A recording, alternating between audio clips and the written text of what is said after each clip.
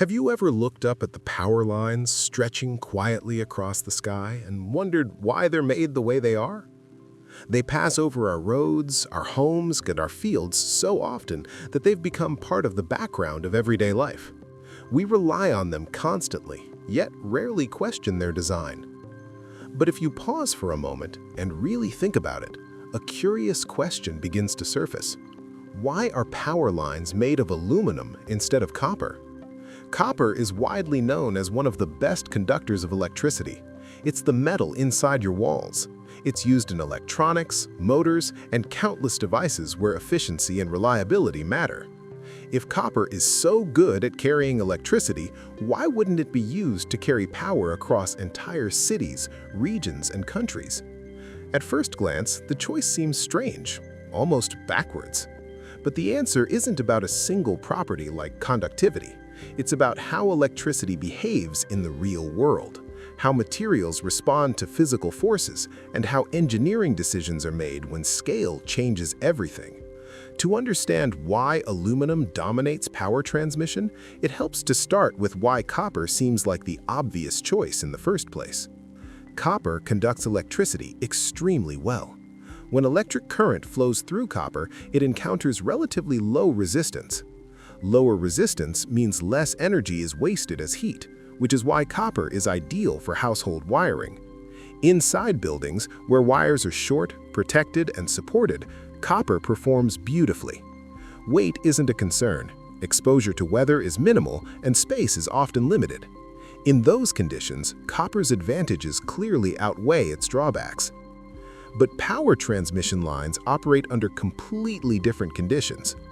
Electricity on the grid doesn't travel a few meters from a wall outlet to a device. It travels vast distances, often hundreds of kilometers suspended high in the air, exposed to wind, rain, ice, heat, and gravity every second of the day. When engineers design transmission lines, they aren't just thinking about electrons flowing through metal. They're thinking about physics, materials science, economics, safety, and decades of continuous operation. One of the first challenges they face has nothing to do with electricity at all. It's weight. Copper is a dense metal. That density becomes a serious problem when you stretch long cables between towers. The heavier a cable is, the more it sags under its own weight. Over long distances, sag isn't just inconvenient, it's dangerous. Too much sag can reduce clearance from the ground, increase the risk of contact with trees or structures, and place enormous stress on towers and anchors. To compensate for heavier cables, towers would need to be stronger, taller, and placed closer together. Foundations would need to be larger and deeper. Construction would become slower, more complex, and far more expensive. Over an entire power grid, that added weight compounds into massive structural demands. Aluminum changes this equation almost immediately. Aluminum is much lighter than copper. For the same volume, it weighs only a fraction as much. That lower weight allows engineers to span longer distances between towers while keeping sag under control. Fewer towers are needed, less material is required, and the overall structure of the grid becomes simpler and more efficient. At the scale of national or continental power networks, this difference isn't minor. It determines whether a design is practical at all. Then, there's the question of cost. Power grids require enormous amounts of material. Even small differences in price per kilogram multiply into huge differences when you're dealing with thousands of tons of metal. Copper is expensive, and its price is sensitive to global demand and market fluctuations. Aluminum, on the other hand, is one of the most abundant elements in the Earth's crust. It's cheaper to source, cheaper to process at scale, and far more predictable in cost. Using aluminum instead of copper dramatically reduces the upfront cost of building transmission lines and the long-term cost of maintaining them. Those savings don't just matter to utility companies. They affect electricity prices, public infrastructure budgets, and access to reliable power. In many cases, aluminum isn't just the better engineering choice, it's the only economically viable one. Still, there's the issue most people come back to. Aluminum doesn't conduct electricity as well as copper. That's true. If you compare two wires of the same thickness, copper will carry more current with less resistance. But engineers don't compare materials in isolation, they design systems. Instead of using aluminum in the same dimensions as copper, engineers simply make aluminum conductors thicker. Increasing the cross-sectional area allows aluminum to carry the same amount of current as copper. And because aluminum is so light, even these thicker cables still weigh less overall than copper ones. What seems inefficient at the material level becomes efficient at the system level. The slight loss in conductivity is offset by geometry, while the advantages in weight and cost remain.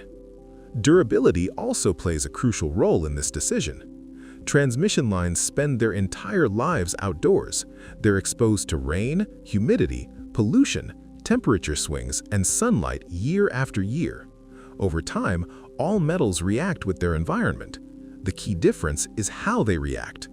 When aluminum is exposed to air, it forms a thin oxide layer on its surface almost immediately.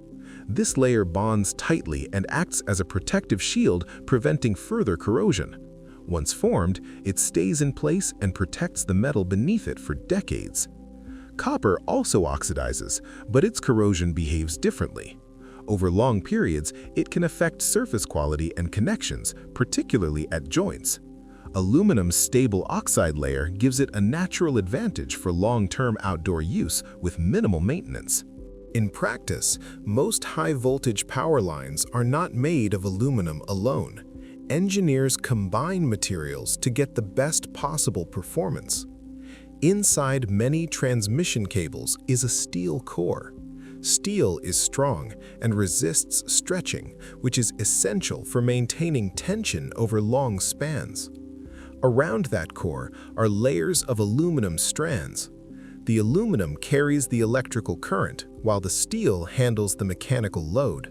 This design allows each material to do what it does best. It's not about choosing one perfect metal, it's about balance. There's also an environmental consideration that often goes unnoticed. Aluminum is highly recyclable and can be reused repeatedly with little loss in quality. Given the massive scale of power infrastructure, recyclability matters. Lighter materials also reduce fuel use during transportation and installation, lowering emissions during construction and maintenance. None of this means copper is a poor material. In fact, copper remains the preferred choice in many applications. Inside buildings, inside machines, and inside electronics, copper's high conductivity and compact size make it ideal. But long-distance power transmission operates under different priorities. It's less about achieving perfect conductivity in a small space and more about balancing performance, weight, cost, durability, and practicality over decades of use. That's why aluminum dominates the grid. The power lines above us are not the result of compromise or cutting corners. They are the outcome of careful engineering decisions shaped by real-world constraints. Aluminum wasn't chosen because it was good enough. It was chosen because at scale, it works better where it matters most. So the next time you look up at those long lines stretching across the landscape, remember that they represent far more than just metal and electricity. They represent thoughtful design, trade-offs made wisely, and solutions built for the long haul. Copper may be the hero inside your home, but aluminum is the quiet workhorse that makes modern electricity possible across the world. Thank you for watching. If you enjoy uncovering the hidden reasoning behind everyday things, feel free to share your ideas in the comments. And if you'd like to see more calm, thoughtful explorations like this, liking and subscribing helps the channel grow naturally. Until next time, keep looking a little closer at the ordinary world around you.